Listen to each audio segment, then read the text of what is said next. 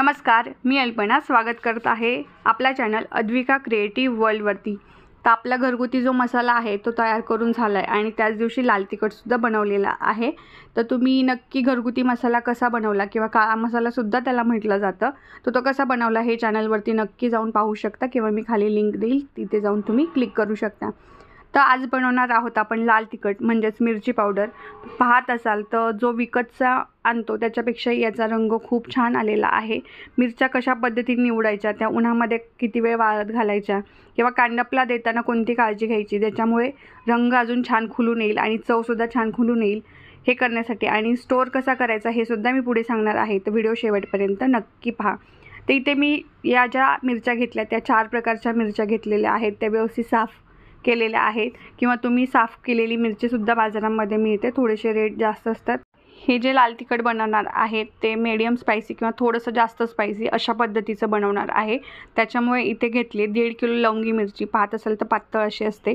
दुसरी आहे ती काश्मीरी मिरची, जी जाडसर आणि थोडीशी बुटकी असते आणि बऱ्यापैकी त्याच्यावर सुरकुते असतात। ही जी आहे ती शंकेश्वरी, लांबट असते, सुरकुते असतात आणि मीडियम स्पायसी असते। काश्मीर ही रंग येण्यासाठी। सोबतच ही बेडगी मिरची घेतली आहे जी लांबट आणि मीडियम जाडसर असते। तशा ह्या 4 पद्धतीच्या मिरच्या घेतलेल्या आहे आणि या मिरच्यांचं कॉम्बिनेशन आणि त्याची जी टेस्ट येते नंतर ती खूप छान असते। खूप जास्त मिरच्या घालण्यापेक्षा सिलेक्टेड खूप छान पद्धतीने या 4 निवडून याचा जो लाल तिखट बनतं ते खूप छान असतं। तर हे व्यवस्थित साफ करून घेतल्यानंतर अशा पद्धतीने उन्हामध्ये वाळत घातलेलं आहे। मिरच्या आपल्याला मिक्स करून वाळवायच्या नाहीत, सगळ्या मिरच्या 4 प्रकारच्या आहेत त्या 4 प्रकारच्या वेगवेगळ्या आपल्याला व्यवस्थित सुकवून घ्यायच्या आहेत। तर तुम्ही याचा आवाज ऐकू शकता मिरची तोडल्यानंतर कसा येतोय। मिरची तोडल्यानंतर त्याचा आवाज असा खट्ट असा आला पाहिजे, म्हणजे मिरच्या आपल्या व्यवस्थित सुकल्यात। 3 ते 4 तास मिरच्या आपल्याला व्यवस्थित सुकवायच्या आहेत। अगदी 2 दिवस सुकवाल तर त्याचा रंग फिक्का पडेल किंवा पूर्ण दिवसभरसुद्धा आपल्याला मिरच्या सुकवायच्या नाही आहे, रंग थोडासा फिक्कट पडू शकतो। तर मिरच्या भाजताना सगळ्यात मोठं की ठसका उजवतो किंवा तिखट होतं, तर याच्यासाठी एक ट्रिक इथे वापरायची आहे नक्की।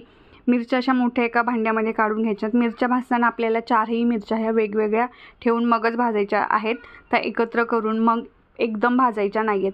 तर सगळ्यात आधी लवंगी घेतली, मोठ्या टपमध्ये काढून घेतली आणि त्याच्यामध्ये घालायचं आहे तेल।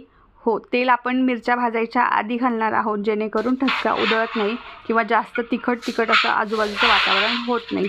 आवाज पाहत असाल, मी फक्त हाताने घेते आणि टाकते कढईमध्ये। खूप छान आपल्या मिरच्या वाळलेल्या आहेत। ते मिरच्या मोठ्या भांड्यामध्ये काढून त्याच्यामध्ये तेल घ्यायचे, सगळ्या मिरच्यांना तेल लागेल असं सगळं एकजीव करून झाल्यानंतर आपल्याला मिरच्या ह्या भाजून घ्यायच्या आहेत। मिरच्या साधारण अर्धा ते 1 मिनिट भरत आपल्याला मोठ्या फ्लेमवरती भाजायच्या आहेत, अगदी करपवून द्यायच्या नाही आहेत। मिरच्या भाजताना तेल नाही वापरलं तरी चालणार आहे। तर सगळ्या मिरच्या भाजून झाल्यानंतर कांडपला द्यायच्यात। कांडप हे लोखंडाच्या कांडपवरती द्यायच्या आहेत, गिरणीमध्ये नाही। तर 3 किलोच्या मिरच्या होत्या, तर त्या भरल्या साधारण 3 किलो 145 ग्रॅम। पाहत असाल तर पिशवीलासुद्धा अगदी लाल कलर आलेला आहे आणि मस्त मिरची पावडर जी आहे तीसुद्धा खूप छान आपला कलर आलेली आहे आणि टेस्टसुद्धा खूप छान आहे। तर मस्त याला रंग आलेला आहे। याच मिरच्या सिलेक्टेड घातलेल्या आहेत। कांडपला देताना आवर्जून एक गोष्ट लक्षात ठेवायची, तेल आणि मीठ सोबत द्यायचं आहे। बऱ्याचदा आपण यूट्यूबवरती सुद्धा तुम्ही पाहिलं असेल तर मिरची पावडर करून आणल्यानंतर त्याच्यामध्ये तेल आणि मीठ नंतर घातलं जातं, तर असं करू नका, त्याने थोडंसं चवीमध्ये नक्कीच फरक पडतो।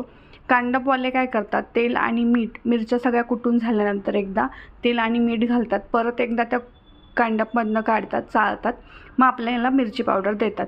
तर ही गोष्ट नक्की लक्षात ठेवा, मिरची पावडर करताना कधीही मीठ आणि तेल नक्की सोबत द्या। आता पाहूया स्टोअर करताना काय काळजी घ्यायची। शक्यतो काचेच्या बरणीमध्ये जो काही मसाला असेल, मिरची पावडर असेल, तो स्टोअर करायचा आहे आणि खडा हिंगाचा वापर आपल्याला इथे करायचा आहे। चिनीमातीच्या बरणीमध्ये सुद्धा मिरची पावडरचा रंग थोडासा फिक्कट होतो। वर्षभर तुम्हाला चांगला जसा आहे तसाच रंग टिकवून ठेवायचा असेल तर काचेच्या बरणीमध्ये थोडीशी इन्व्हेस्ट नक्की करा। तर सगळ्यात तळाशी खडाचा हिंग टाकून घेतला आहे, थोडासा मध्यवर्ती आल्यावर एक टाकून घेतला आहे। खडा हिंग मिळतो बाजारामध्ये, तोच आपल्याला इथे वापरायचा आहे आणि सगळ्यात वरती 2 ते 3 खडा हिंग ठेवून झाकण आपल्याला व्यवस्थित टाईट करून घ्यायचं आहे, जेणेकरून कलर हा वर्षभर 2 वर्षभरसुद्धा छान व्यवस्थित आहे तसा राहतो। तर तुम्हाला हा मसाला किंवा मिरची पावडर कशी वाटली हे कमेंट करून नक्की सांगा। चॅनलवरती नवीन असाल तर चॅनलला नक्की सबस्क्राईब करा, लाईक करा आणि शेअर करायला विसरू नका. सोबत असणारा बेल आयकॉनसुद्धा दाबा, जेणेकरून तुम्हाला येणाऱ्या नवीन व्हिडिओचे अपडेट मिळत राहतील. मिरच्यांचं प्रमाण लक्षात आलं नसेल तर डिस्क्रिप्शनमध्ये देत आहे, तिथे जाऊन तुम्ही नक्की चेक करू शकता. बर्नीचं झाकण हे टाईटच असायला हवं. जर नसेल तर आतल्या बाजूने पेपर किंवा कापड बांधून मग झाकण लावा, जेणेकरून टाईट राहील. हा व्हिडिओ शेवटपर्यंत पाहिल्याबद्दल मनापासून धन्यवाद. Thank you so much.